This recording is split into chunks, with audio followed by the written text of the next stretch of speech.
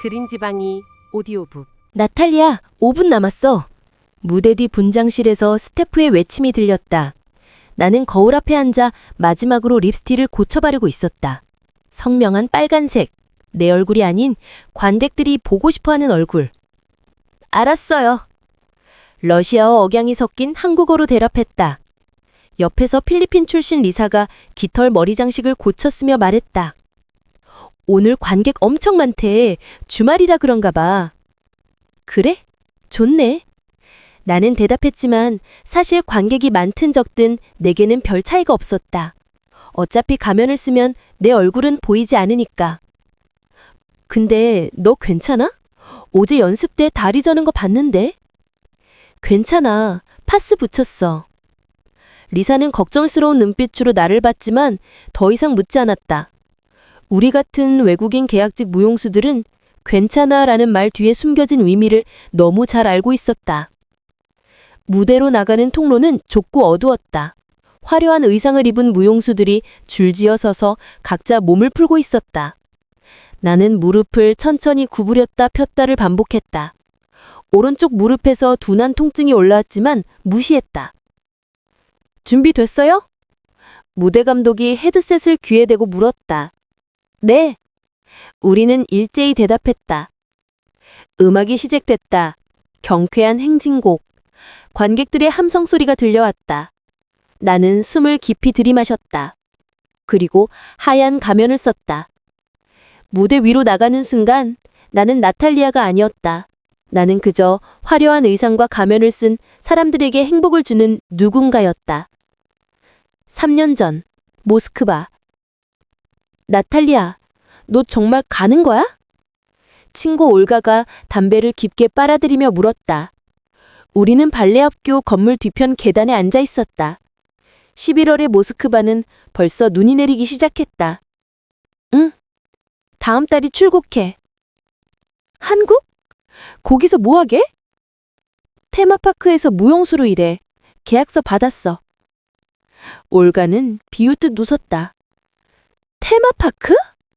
나탈리아, 너 볼쇼이 극장 오디션도 봤던 애잖아.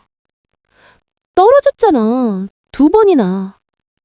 그래도 테마파크는 좀 아니지 않아? 나는 대답하지 않았다. 올가는 모스크바에서 나고 자란 아이였다. 부모님이 둘 다 교수였고 집도 멀었다. 하지만 나는 달랐다. 나는 시베리아의 작은 도시 출신이었고 무용 공부를 위해 모스크바에 왔을 때 내가 가진 건 낡은 가방 하나와 장학금밖에 없었다. 올가, 여기서 무용수로 살 수 있는 사람은 극소수야. 너도 알잖아. 졸업하면 대부분 결혼하거나 다른 일 찾아. 그래도 한국까지 갈 필요는... 여기 있으면 나 어떻게 되는지 알아? 엄마 공장에서 일하고 주말마다 작은 결혼식장에서 춤추는 거야. 그게 내 미래라고. 올가는 입을 다물었다. 한국은 다를 거야. 계약서 받는데 급여도 여기보다 3배 많고 기숙사도 제공하고 의료보험도 있어. 너 한국어도 못하잖아. 배우면 돼. 올가는 담배를 땅에 비볐다. 그래, 행운을 빌게. 그날 밤 나는 좁은 원룸에 앉아 창밖을 봤다. 눈이 쌓이고 있었다. 러시아의 겨울은 길고 춥고 어두웠다. 나는 한국의 봄을 상상했다. 벚꽃, 따뜻한 햇살, 그리고 무엇보다 새로운 시작. 2022년 2월, 나는 인천공항에 도착했다. 공항은 내가 상상했던 것보다 훨씬 컸다. 깨끗하고 밝고 사람들로 가득했다. 나는 커다란 캐리어를 끌며 입국장으로 나왔다. 나탈리아? 내 이름이 적힌 종이를 한국인 남자가 들고 있었다. 네, 맞아요. 안녕하세요. 저는 인사팀 김 과장입니다. 편하게 김 매니저라고 부르세요. 그는 영어로 말했다. 나는 긴장한 채로 고개를 끄덕였다. 짐, 이게 다예요? 네. 그럼 차로 갑시다. 기숙사까지 1시간 정도 걸려요. 차 안에서 나는 창밖을 계속 봤다. 높은 빌딩들, 넓은 도로, 깨끗한 거리. 모든 게 새로웠다. 한국 처음이에요? 김 매니저가 물었다. 네. 적응 잘할 거예요. 우리 파크에 외국인 무용수들 많아요. 필리핀, 베트남, 우즈베키스탄, 다들 잘 지내요? 나는 고개를 끄덕였지만 가슴 한편이 조금 답답해졌다. 외국인 무용수들. 그게 내 정체성이 될 거라는 걸 그때는 몰랐다. 기숙사는 파크에서 15분 거리에 있는 낡은 빌라였다. 4층 건물에 엘리베이터는 없었다. 나탈리아 씨는 3층 302호예요. 룸메이트는 필리핀에서 온 리사예요. 좋은 친구 될 거예요. 방문을 열자 작은 여자가 침대에 앉아 핸드폰을 보고 있었다. 그녀가 고개를 들었다. 안녕. 너 새로운 러시아 애구나. 나 리사야. 그녀는 영어로 말했다. 나는 안도의 한숨을 쉬었다. 적어도 의사소통은 할 수 있었다. 나탈리아예요. 짐 풀어. 내일부터 바로 연습 들어간대. 너 발레 했다며? 응. 나도. 근데 여기선 발레 안 해. 그냥 퍼레이드 춤? 관객들 즐겁게 해주는 거. 리사는 숨을 지었다. 다음 날 아침 6시, 나는 리사와 함께 연습실로 갔다. 왜 이렇게 일찍 시작해? 나는 하품을 하며 물었다. 파크가 10시에 오픈하니까 우린 준비돼 있어야 해. 연습실은 생각보다 좁았다. 거울 한쪽 벽에만 있었고 바닥은 오래돼서 곳곳이 삐걱거렸다. 자, 다들 모였네요. 안무가가 들어왔다. 30대 후반쯤 돼 보이는 한국 여성이었다. 새로운 나타를리아스죠? 환영해요. 오늘은 기본 루틴부터 가르쳐 줄게요. 음악이 흘러나왔다. 디즈니 애니메이션에서 나올 법한 밝은 멜로디. 하나, 둘, 셋, 미소. 더 크게. 손은 위로. 관객들 보고 웃어요. 안무는 단순했다. 발레에서 배운 것과는 완전히 달랐다. 정교한 발끝, 우아한 포즈, 예술성. 그런 건 중요하지 않았다. 중요한 건 크고 밝게 웃는 거였다.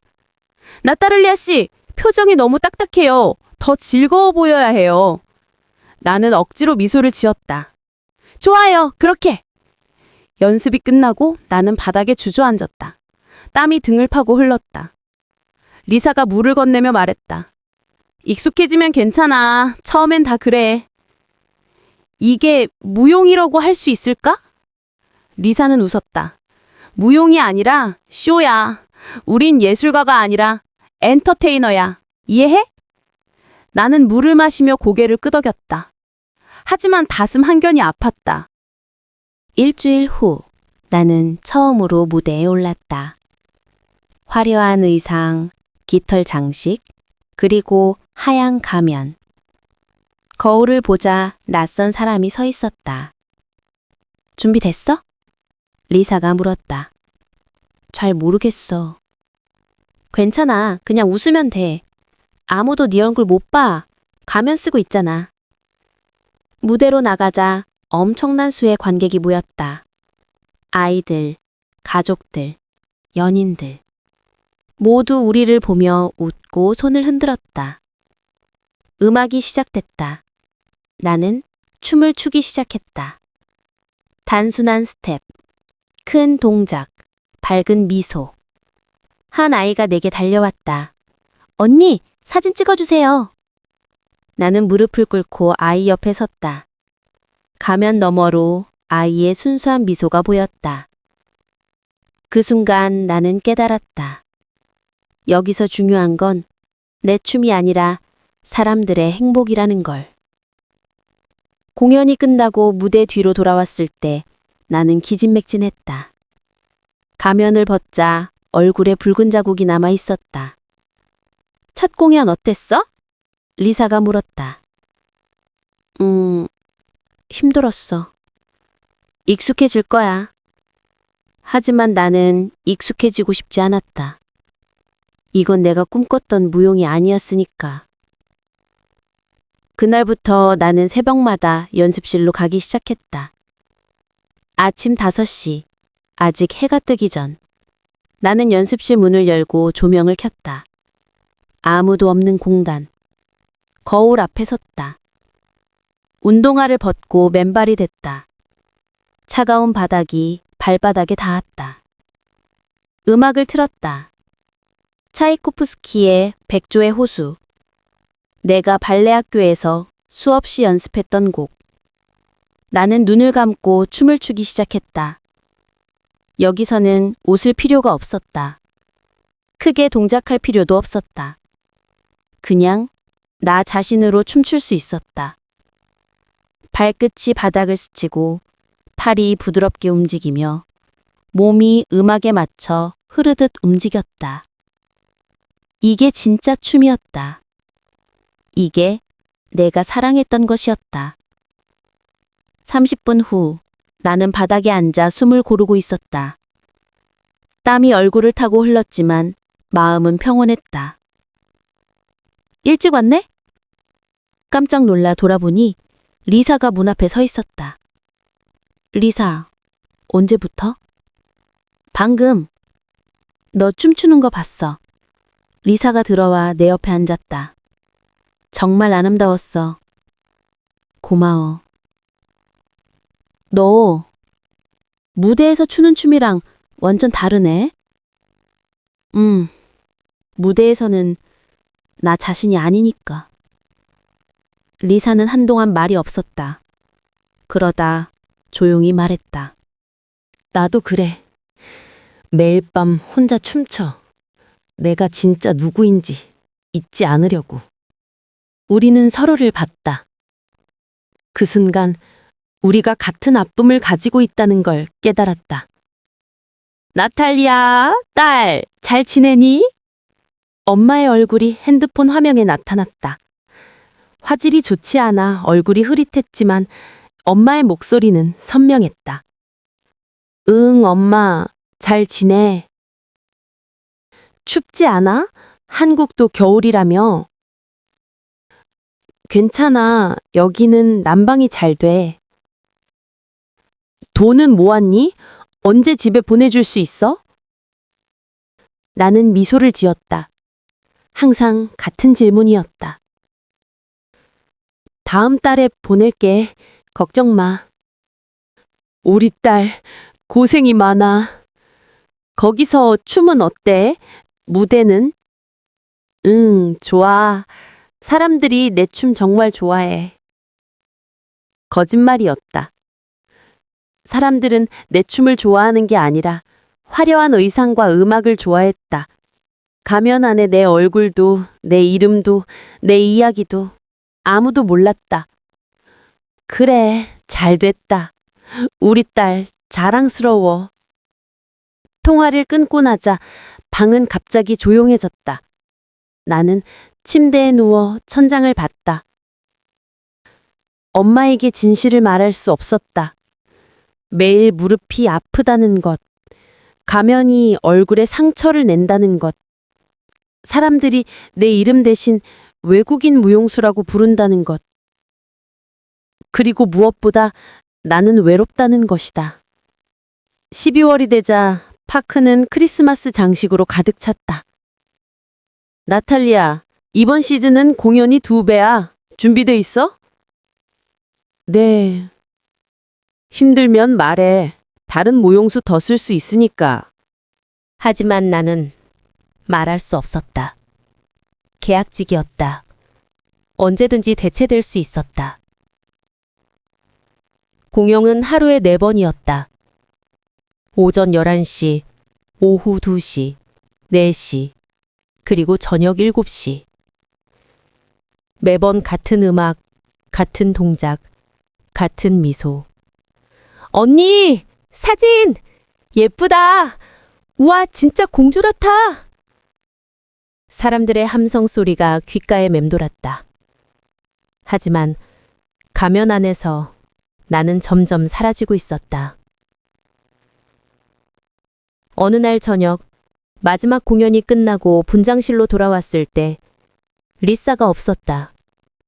리사 어디 갔어? 다른 무용수에게 물었다. 몰라. 아까 공연 끝나자마자 나갔는데? 나는 밖으로 나갔다. 추운 겨울밤이었다. 파크 뒤편 벤치에 리사가 앉아 있었다. 담배를 피우고 있었다. 리사? 그녀가 고개를 돌렸다. 눈이 빨갛게 부어 있었다.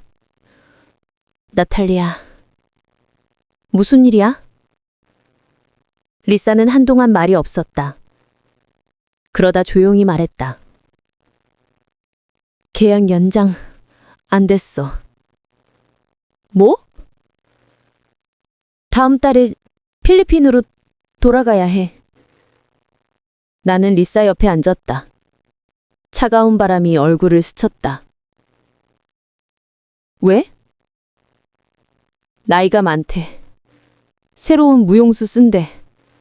더 젊고 더 예쁜. 리사는 울먹였다. 3년이야. 3년 동안 여기서 일했어. 매일 울고 춤추고 사람들 행복하게 해줬어. 근데 내 이름도 몰라.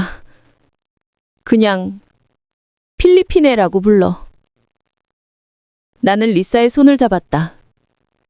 그녀의 손은 차갑고 떨리고 있었다. 미안해. 아냐. 너 잘못 아니야. 리사가 웃으려 했지만 눈물이 흘러내렸다. 나탈리아, 너도 조심해. 우리 같은 사람들은 언제든 버려질 수 있어. 그날 밤 나는 잠을 이룰 수 없었다. 1월 어느 날, 그날은 유난히 추웠다. 오늘 공연 4회차야. 다들 컨디션 괜찮지? 안무가가 물었다. 네. 우리는 대답했지만 사실 모두 지쳐 있었다. 세 번째 공연이 끝나고 나는 무릎에서 이상한 소리를 들었다. 둔한 통증이 올라왔다. 괜찮아? 새로운 베트남 무용수가 물었다. 응, 괜찮아. 하지만 괜찮지 않았다. 네 번째 공연을 준비하면서 파스를 2장이나 붙였다. 무대에 올랐다. 조명이 나를 비쳤다. 음악이 시작됐다. 춤을 추다가 갑자기 오른쪽 무릎에서 뭔가 뚝 하는 소리가 들렸다. 그 순간 나는 쓰러졌다. 나탈리아! 누군가 내 이름을 불렀다. 관객들이 웅성거리는 소리가 들렸다. 공연 중단! 의료진! 나는 바닥에 누워 천장을 봤다. 조명이 너무 밝았다. 이제 끝이구나. 그 생각이 머릿속을 스쳤다. 무릎 인대가 찢어졌습니다. 의사의 말이 차갑게 들렸다. 치료하면 다시 춤출 수 있어요? 당분간은 어렵습니다. 최소 6개월은 쉬어야 하고 재활 치료를 받아야 해요. 6개월. 그리고 솔직히 말씀드리면 완전히 회복되더라도 이전처럼 춤추긴 힘들 수 있습니다. 나는 병원 침대에 누워 창밖을 봤다. 눈이 내리고 있었다. 김 매니저가 병실로 들어왔다. 나탈리아 씨, 상태 들었어요. 안타깝네요. 전묵? 계약은 다음 달까지만 유효합니다. 공연을 못 하시니까. 알아요. 그리고 보험은 처리해 드릴 때요. 그리고 귀국 비행기표도. 감사합니다. 김 매니저가 나가고 나는 혼자 남았다. 병실은 너무 조용했다. 복도에서 들리는 발자국 소리, 어디선가 들리는 아이의 울음소리. 나는 핸드폰을 꺼내 엄마에게 전화를 걸려다가 멈췄다. 뭐라고 말해야 할까? 엄마, 나 다쳤어. 다시는 춤 못 출 수도 있어. 그리고 한국에서도 쫓겨날 것 같아. 나는 전화를 끊고 조용히 울었다. 퇴원 후 나는 기숙사 방에 틀어박혔다. 리사는 이미 필리핀으로 돌아갔다. 새로운 룸메이트가 왔지만 그녀와는 별로 말을 섞지 않았다. 매일 침대에 누워 천장만 봤다. 무릎은 천천히 나아지고 있었지만 마음은 점점 더 아팠다. 이제 어떻게 해야 하지? 러시아로 돌아갈까? 하지만 거기 가서 뭘 할 수 있을까? 어느 날 문 앞에 편지가 놓여 있었다. 나탈리아 씨께, 저는 근처 문화센터에서 일하는 정민수입니다. 전에 파크 공연에서 당신의 춤을 본 적이 있습니다. 정말 인상적이었습니다. 혹시 우리 문화센터에서 아이들에게 무용을 가르쳐 주실 수 있을까요? 급여는 많지 않지만 관심 있으시면 연락 주세요. 나는 편지를 여러 번 읽었다. 무용을 가르치다니 한 번도 생각해 본 적 없는 일이었다. 나는 전화를 걸었다. 문화센터는 작고 낡았지만 따뜻했다. 안녕하세요. 정민수입니다. 30대 초반으로 보이는 남자가 악수를 청했다. 나탈리아입니다. 무릎은 좀 어때요? 많이 나아졌어요. 다행이네요. 아이들 소개해 드릴게요. 연습실로 들어가자 7명의 아이들이 기다리고 있었다. 6살부터 10살까지. 얘들아, 인사해. 나탈리아 선생님이야. 안녕하세요. 아이들이 큰 소리로 인사했다. 나는 어색하게 웃었다. 안녕하세요. 첫 수업은 어색했다. 아이들은 산만했고 나는 어떻게 가르쳐야 할지 몰랐다. 선생님, 발레 할 거예요? 한 여자아이가 물었다. 기본 동작부터 배워볼까? 나는 천천히 시범을 보였다. 아이들이 따라했다. 서툴렀지만 열심이었다. 선생님, 이거 맞아요?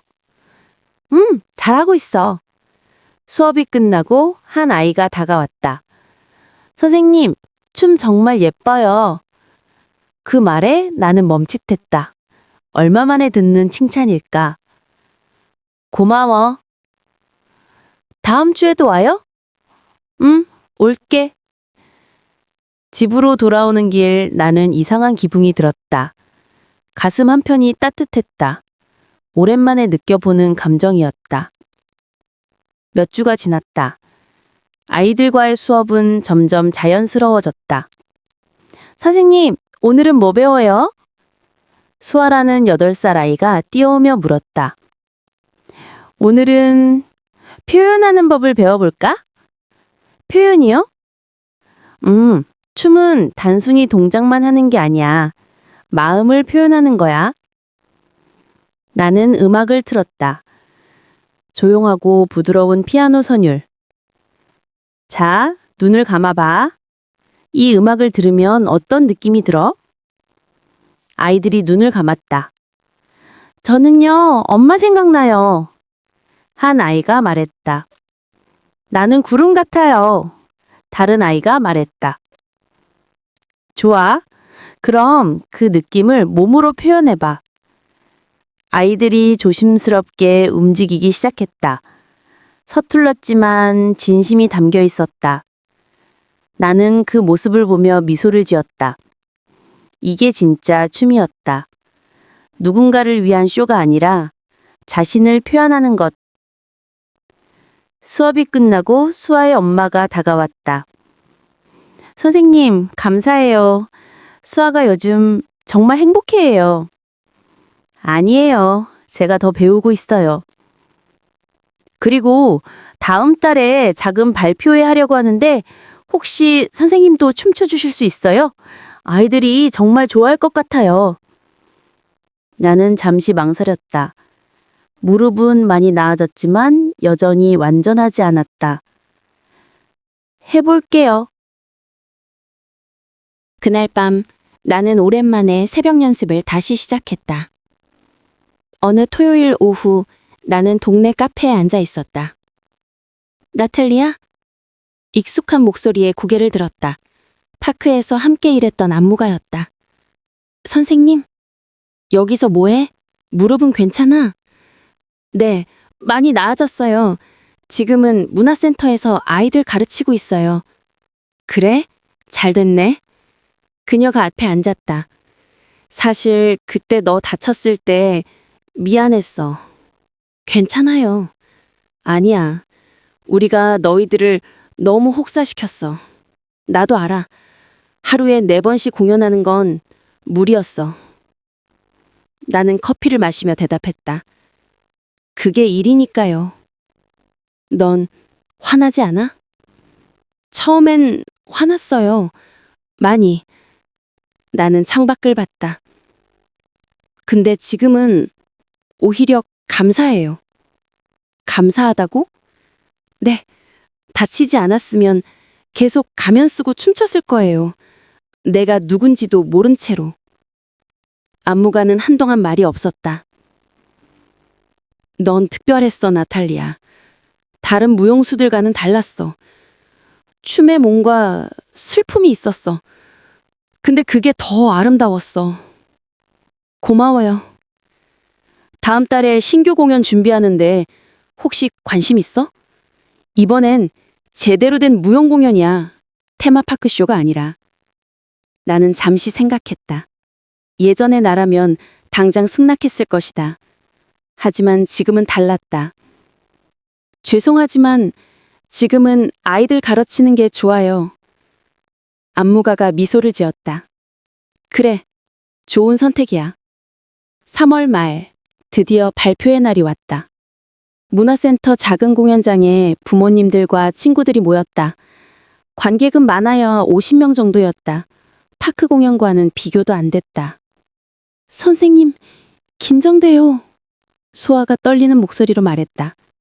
나는 무릎을 꿇고 아이의 눈높이에 맞췄다. 수아야, 완벽하게 안 해도 돼. 그냥 즐기면 돼. 춤은 즐거워야 하는 거야. 네.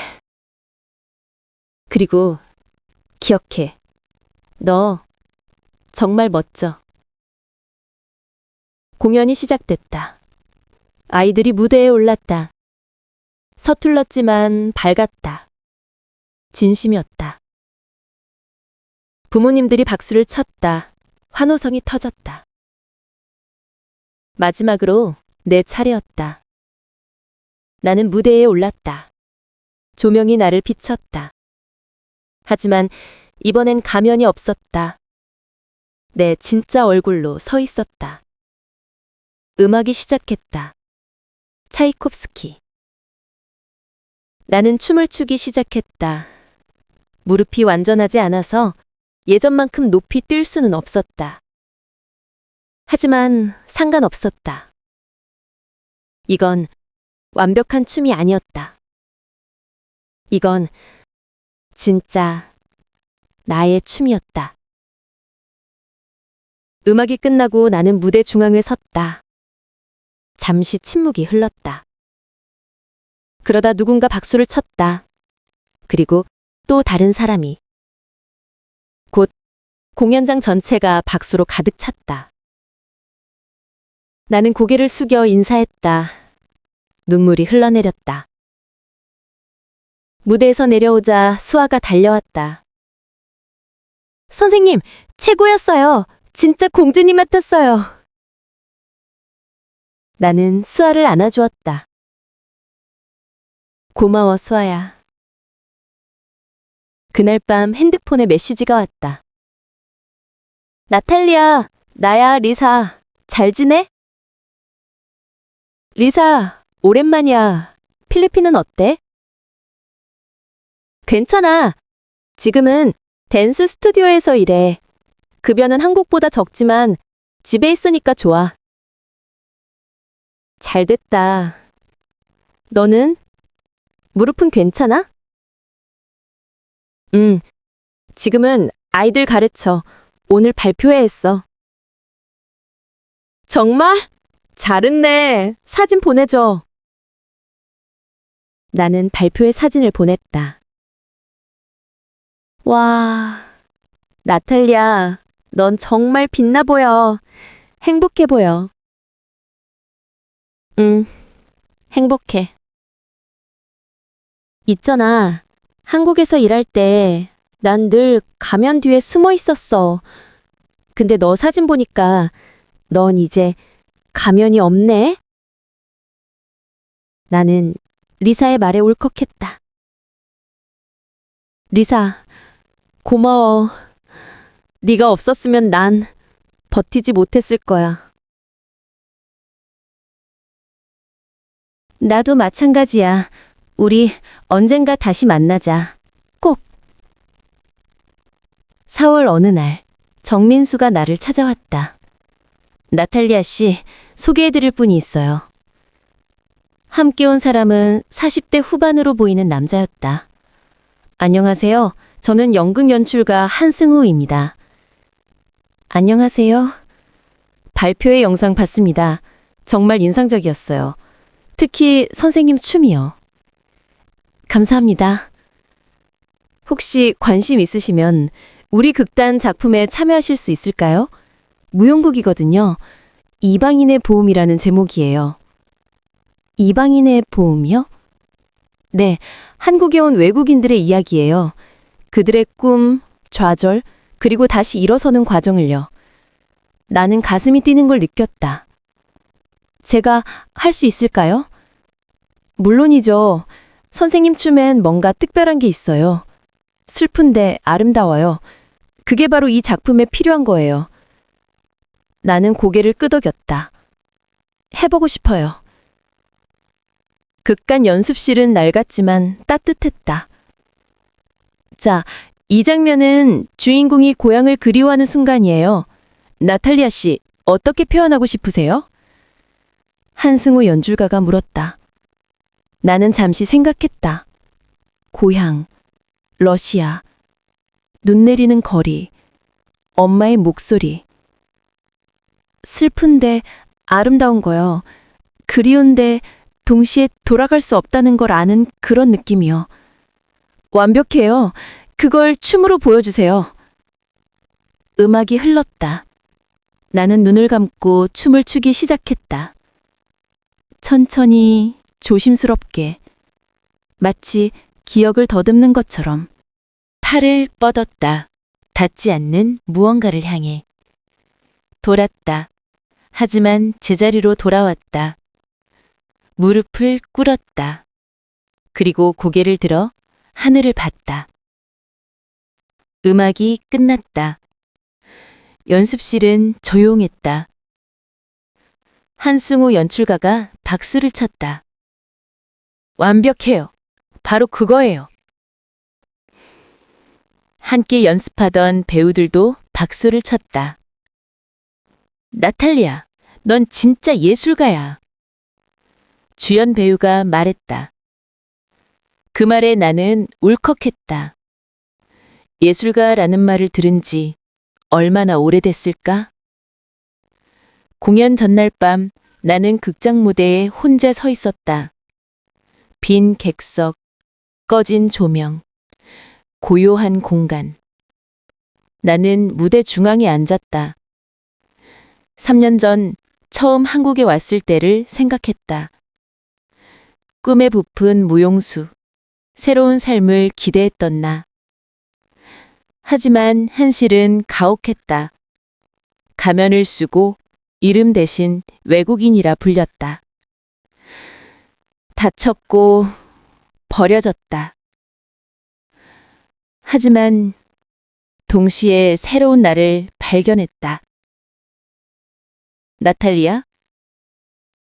뒤를 돌아보니 한승우 연출가가 서 있었다. 아직 여기 있었어요? 네, 그냥 생각 좀 하고 있었어요. 그가 내 옆에 앉았다. 긴장돼요? 네, 조금요. 알아요. 그런데 있잖아요.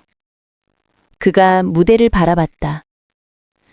내일 이 무대에 설 때는 완벽하지 않아도 돼요. 그냥 진실하면 돼요. 당신의 이야기를 들려주세요. 제 이야기요? 네. 가면 뒤에 숨겨졌던 이야기. 이방인으로 살아가는 이야기. 상처받고 다시 일어선 이야기. 나는 고개를 끄덕였다. 그게 바로 예술이에요, 나탈리아. 완벽한 기술이 아니라 진실한 마음이요. 공연 당일 극장은 사람들로 가득 찼다. 분장실에서 나는 거울을 봤다. 이번엔 화려한 분장도 깃털 장식도 없었다. 그냥 내 얼굴이었다. 나탈리아, 준비됐어? 주연 배우가 물었다. 응. 무대로 향하는 길. 심장이 빠르게 뛰었다. 5분 전! 스태프가 외쳤다. 나는 깊게 숨을 들이마셨다. 조명이 켜졌다. 음악이 시작됐다. 나는 무대에 올랐다. 관객들이 보였다. 하지만 이번엔 두렵지 않았다. 춤을 추기 시작했다. 처음엔 조심스럽게 낯선 땅에 발을 디딘 이방인처럼. 그러다 점점 빨라졌다. 희망을 품고 새로운 삶을 꿈꾸는 것처럼. 하지만 갑자기 멈췄다. 벽에 부딪힌 것처럼. 쓰러졌다. 무릎을 안고 웅크렸다.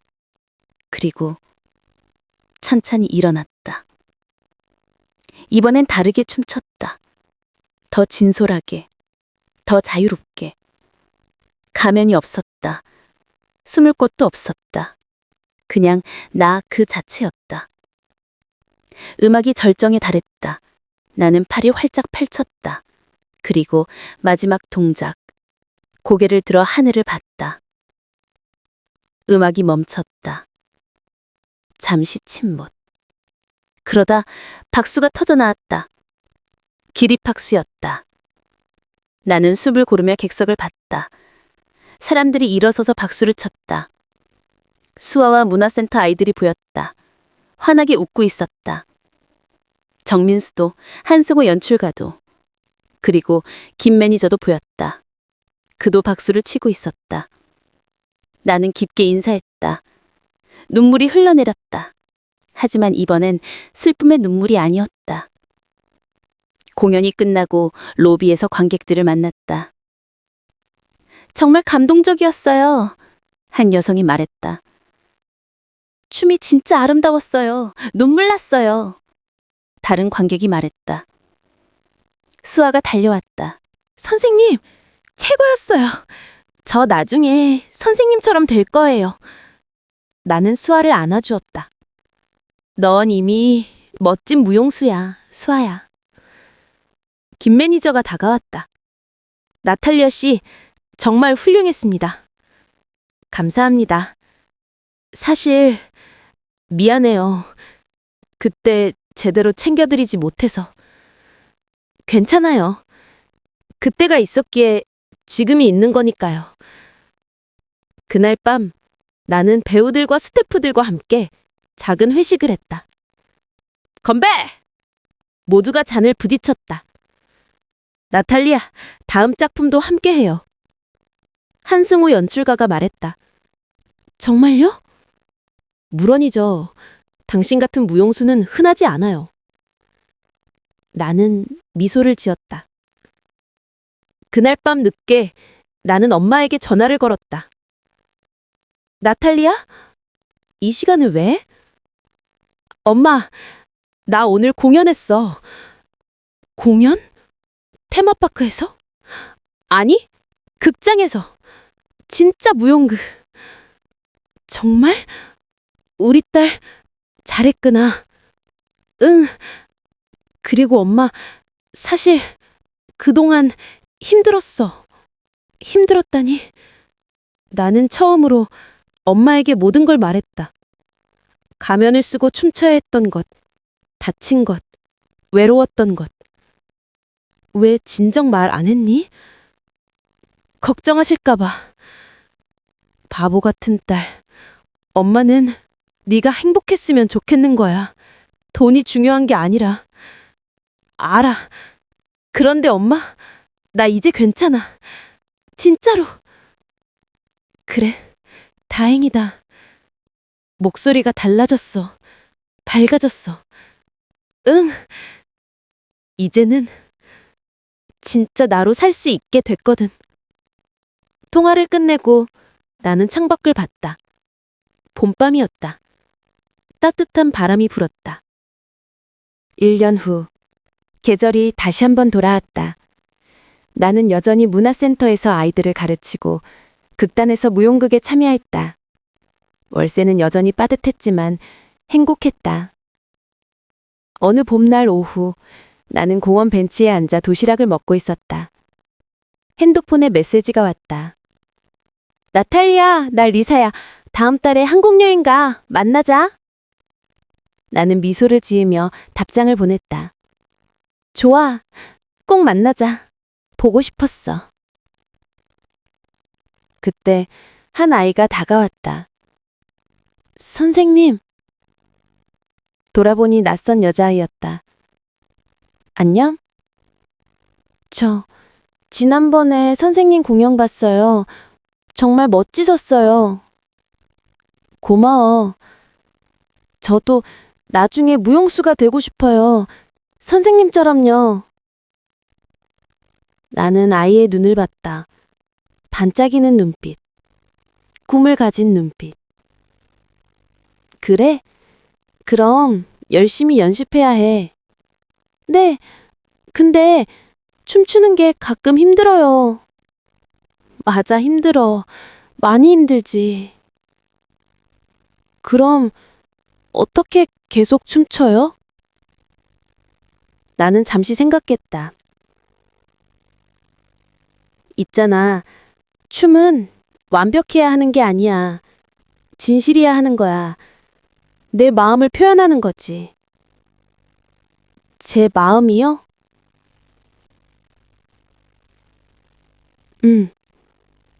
네가 기쁠 때, 슬플 때, 외로울 때, 그 모든 걸 춤으로 표현하는 거야. 그럼 그게 가장 아름다운 춤이 돼. 아이가 환하게 웃었다. 알겠어요. 감사해요, 선생님. 아이가 뛰어가는 모습을 보며 나는 미소를 지었다. 저녁, 나는 연습실에 있었다. 혼자 춤을 추고 있었다. 음악도 없이 그냥 내 호흡에 맞춰서. 거울 속 나를 봤다. 3년 전에 나와는 달랐다. 더 이상 가면이 필요 없었다. 더 이상 누군가가 되려고 하지 않았다. 그냥 나탈리아로 존재했다. 러시아에서 온 춤을 사랑하는, 때로는 외롭지만 행복한 이방인이자 동시에 이곳의 일부가 된 사람. 문이 열렸다. 아직도 연습해? 한승우 연출가였다. 네, 그냥 춤추고 싶어서요. 다음 작품 준비하는 거야? 아니요, 그냥 나를 위해서요. 그가 미소를 지었다. 그게 바로 진짜 무용가의 모습이야, 나탈리아. 몇 년 후, 나는 작은 무용 스튜디오를 열었다. 나탈리아 무용 스튜디오. 간판은 작았지만 나에게는 세상에서 가장 큰 무대였다. 수업이 끝나고 한 어머니가 다가왔다. 선생님, 우리 아이가 요즘 정말 행복해해요. 춤추는 걸 너무 좋아하더라고요. 다행이에요. 그런데 선생님은 외국인이시잖아요. 한국에서 사는 게 힘들지 않으세요? 나는 잠시 생각했다. 힘들어요. 가끔은 여전히 이방인 같다고 느껴요.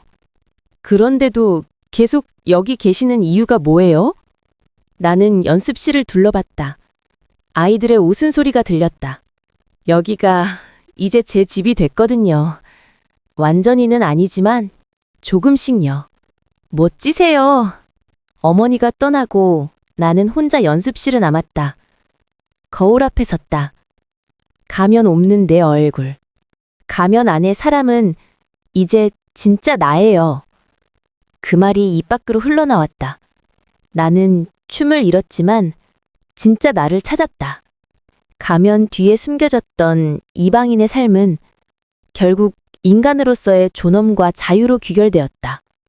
누구에게도 환영받지 못했던 외국인 무용수.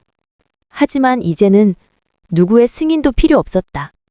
나는 나로서 존재했다. 그것만으로 충분했다.